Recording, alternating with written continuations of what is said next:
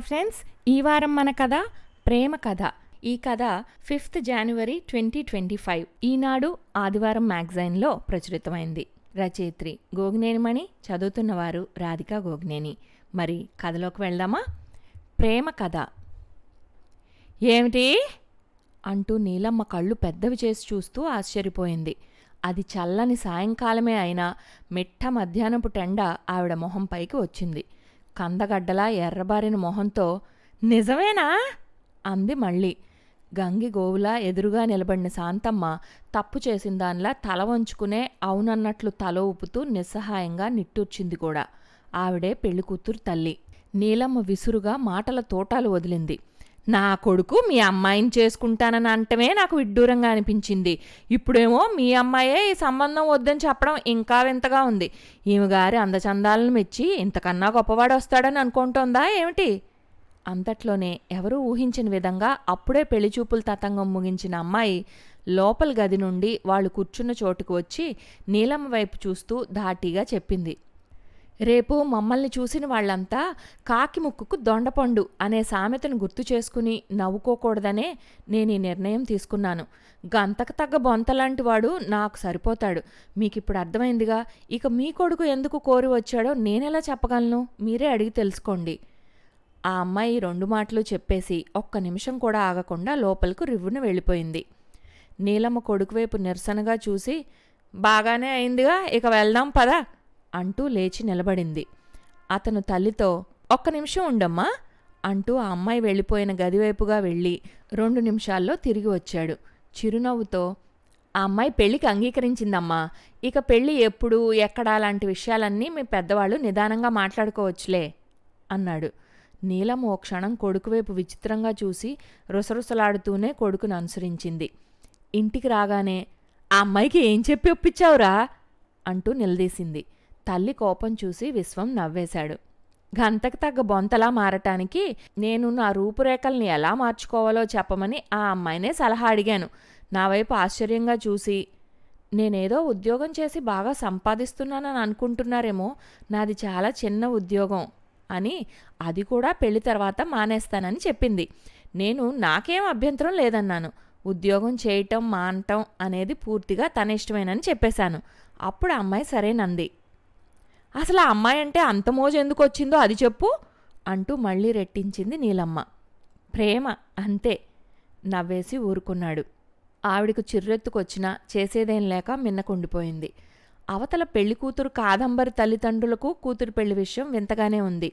మీ అమ్మాయిని చూడటానికి వస్తున్నాం అని మధ్యాహ్నం కబురు పంపి సాయంకాలం వచ్చారు తల్లి కొడుకు. వాళ్లు తమకి 2 వీధుల అవతల ఉంటున్న వాళ్లేనని వీళ్ళకి అప్పుడే తెలిసింది. తాము పిల్లకి కట్న కానుకలంటూ ఏమీ ఇవ్వలేరు. పిల్ల రూపురేఖలు చాలా సాదాసీదాగా ఉంటాయి. చదువు సంధ్యలు ఎన్నదగినవి కావు. ఏదో షాప్లో పనిచేస్తోంది. పెళ్లి కావటం కష్టమేననే అభిప్రాయంతో ఉన్న పిల్ల తల్లిదండ్రులకు ఇలా ఎదురు సంబంధం వెతుక్కుంటూ రావటం విడ్డూరమే అనిపించింది. వయసు మళ్ళిన వాడెవడో అయ్యుంటాడు. పిల్లని చూడటానికి వచ్చినప్పుడు కట్నం ఇవ్వలేని తమ స్థితిగతులు తెలుసుకుని వాళ్లే వెనక్కిపోతారని వాళ్ళు ఊహించారు. అయితే వాళ్ళ అంచనాకి భిన్నంగా అబ్బాయి కుర్రవాడు, అందంగా ఉన్నాడు, మంచి ఉద్యోగం ఉందని తెలిసి మరీ ఆశ్చర్యపోయారు.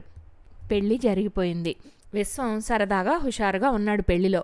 కానీ నీలమ్మ, పెళ్లి కూతురు కాదంబరి మాత్రం ఆ పెళ్లికి కారణం తెలియకనో ఏమో ముభావంగా ఉండిపోయారు.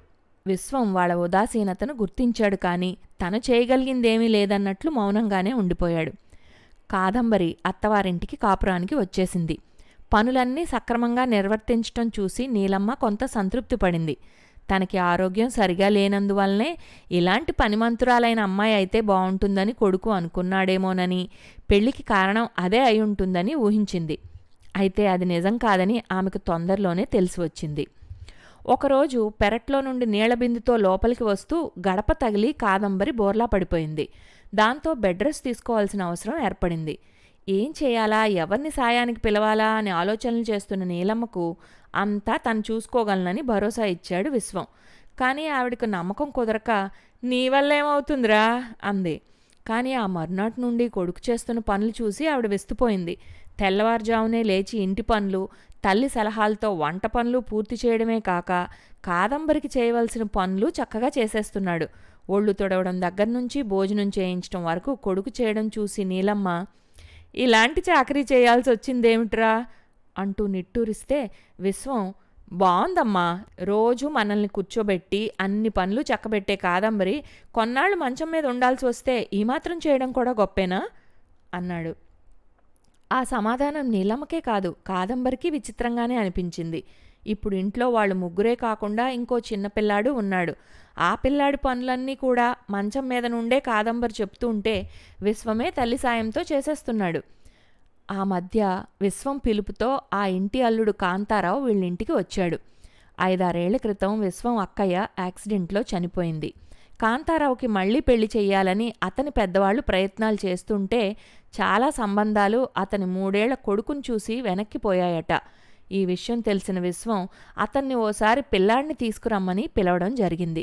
అతను వచ్చిన రోజున నీలమ్మ ఎవరో దగ్గర బంధువుల్ని పిలిపించి ఆ పిల్లాడిని పెంచుకోవటానికి ఆ పిల్లాడి పేరున్న వాళ్లకున్న పొలంలో ఎంత పెడతారు, పోషణ వివరాలు లాంటివన్నీ మాట్లాడుతూ కాదంబరి వాళ్ల దగ్గరకు వచ్చి ముడుచుకుపోయి కూర్చున్న ఆ చిన్నపిల్లాడిని తీసుకుని లోపలికి వెళ్లబోయింది. నీలమ్మ కాదంబరితో, ఏ విషయం తేలకుండానే ఇంట్లోకి తీసుకెళ్తున్నావెందుకు అని నిలదీసింది. వీడికి వయసులో కావాల్సింది అమ్మ లాలన మాత్రమే, అది నేనివ్వగలను. ఇక ఆస్తిపాస్తుల వ్యవహారం మీ పెద్దవాళ్ళు చూసుకోండి, దాంతో నాకేం సంబంధం లేదు. పిల్లాడు పెద్దయ్యాక స్వతంత్రంగా బతకగలిగేలా చదువు సంధ్యల బాధ్యత చూసుకుంటే సరిపోతుంది అని కాదంబరి చెప్పేసింది. కాంతారావు వెంటనే లేచి నిలబడి, నా పిల్లాడికో బంధం ఏర్పడింది, వాడి గురించి నాకిక దిగుల్లేదు. ఇక పొలం ఎంత ఏమిటి అనే విషయాలు పెద్దలు ఎలా అంటే అలాగే చేస్తాను, కాదనేదేం లేదు అంటూ వెళ్ళిపోయాడు. అలా వాడి పెంపకం కాదంబరి చేతుల్లోకి వచ్చేసింది. ఆ రోజు గదిలో కూర్చున్న తల్లి దగ్గరకు వచ్చి విశ్వం హుషారుగా చెప్పాడు, అమ్మా, రోజులాగే బుజ్జిని అత్త దగ్గర కూర్చో, నిద్రొస్తే పక్కనే పడుకో అని చెప్తుంటే వాడేమన్నాడో తెలుసా? అత్త కాదు అమ్మ అన్నాడు. నీలమ్మ కొడుకు వైపు అవునా అంటూ ఆశ్చర్యంగా చూసింది. ఆ తర్వాత మెల్లగా అంది, రక్త సంబంధం ఉన్న నాకంటే ఏ బంధం లేకపోయినా కాదంబరి వాడిని అమ్మలాగే ఆదరంగా చూస్తోంది. నాకదే ఆశ్చర్యంగా ఆనందంగా ఉంది. విశ్వం చిరునవ్వుతో, నేను అందుకే బావని పిల్లాన్ని తీసుకురమ్మని పిలిచాను, ఇలాగే జరుగుతుందని నేను ఊహించాలే అన్నాడు. నువ్వు ముందే అలా ఎందుకు అనుకున్నావురా అంటూనే కొడుకు వైపు నిశితంగా చూసి, ఎప్పుడూ ప్రేమ అని చెప్పి ఊరుకుంటావు గాని ఏదో కథ ఉందనిపిస్తోంది, అది చెప్పు అంది. మళ్లీ కొడుకు చేయి పట్టుకుని లాగి తన పక్కన కూర్చోబెట్టుకుని, చెప్పు అంది. సరే చెప్తాలే అంటూ విశ్వం మొదలుపెట్టాడు. ఒకరోజు నా స్నేహితుడిని కలవటానికి వెళ్ళి తిరిగి వస్తూ ఓ పార్క్లో కాసేపు విశ్రాంతిగా కూర్చుందామని ఓ సిమెంట్ బెంచి చూసుకుని కూర్చున్నా. సరిగ్గా ఆ బెంచీకి అటువైపు 3 అమ్మాయిలు కూర్చున్నారు. ఇటువైపు నేనొక్కడినే. ఖాళీగా కూర్చోవటం వలన కాబోలు వాళ్ల మాటలన్నీ నా చెవిని పడ్డాయి. వాళ్ల మాటల్ని బట్టి నాకు అర్థమైంది ఏమిటంటే వాళ్ళు ముగ్గురు ఒకే చోట ఉద్యోగం చేస్తున్నారు. ఆ రోజు వారానికోసారిగా వాళ్ల ఓనర్ ఇచ్చే జీతం డబ్బుని, ఆ రోజుకి సెలవుని తీసుకుని మరో చోట ఇంకో మంచి ఉద్యోగానికి ఇంటర్వ్యూకి వెళ్లాలని అనుకున్నారు. వాళ్ళు వస్తున్న దారిలో ఒక వారన తుప్పల్లో పడున్న ఒక ఆవిడ్ని చూశారు. మొహం నిండా రక్తచారికలతో కొన ఊపిరితో మూలుగుతున్న ఆవిడ్ని చూసిన వాళ్లకు ఏం చేయాలో పాలుపోలేదు. 2 అమ్మాయిలు వాళ్ల పని మీద వాళ్ళు వెళ్ళిపోతే ఒక అమ్మాయి మాత్రం తను వాళ్లతో రాలేనని చెప్పి ఆవిడ్ని ఒక ఆటో అతని సాయంతో హాస్పిటల్కి తీసుకెళ్లి చేర్పించి తన దగ్గరున్న డబ్బుతో మందులు కొనిచ్చి ఆమెకు మెలకు వచ్చాక నెంబర్ తెలుసుకుని వాళ్ళకి కబురు చేస్తామని హాస్పిటల్ వాళ్ళు తెలియచేశాక వచ్చేసి అక్కడ కూర్చుంది. ఆ విషయం తెలుసుకున్న అమ్మాయి స్నేహితురాళ్ళిద్దరూ కూడా అక్కడికి వచ్చేశారు. చేతిలో ఉన్నదంతా ఖర్చు చేసి వాళ్ళ దగ్గర నుంచి వసూలు చేసుకోకుండా వచ్చేశావు, ఈ వారం అంతా ఎలా అని ఓ అమ్మాయి అడిగితే, ఏదోలా జరుగుతుంది లేదు, డబ్బుదేముంది, వచ్చే వారం మళ్ళీ అందుతుందిగా, పెద్ద ఆవిడ, అందులోని మన ఊరు మనిషి అలా పడి ఉంటే ఎలా వదిలేసి వెళ్ళగలను అని చెప్పింది ఆ అమ్మాయి. మన ఊరు మనిషి కాకపోతే వదిలేయచ్చా అనే ప్రశ్న వచ్చింది. అప్పుడు మన రాష్ట్రానికి చెందినవారేగా అనుకుంటా అంది జవాబుగా. మన రాష్ట్రానికి కాకుండా ఏ ఉత్తరాది వాళ్ళో అయితే పట్టించుకోనక్కర్లేదంటావా అనే ప్రశ్న మళ్ళీ వచ్చింది. అప్పుడు మన దేశస్తురాలే కదా అనుకుంటా అంది. ఏ విదేశస్తులో అయితేనో అని అడిగితే అప్పుడు కూడా ఎవరిదైనా ప్రాణమేగా, మనుషులమేగా అనుకుంటా, అంతేగా అంటూ నవ్వుతూ వాళ్ళకి జవాబు చెప్పి లేచి నిలబడింది ఆ అమ్మాయి. నేనప్పుడు తల తిప్పి చూశాను.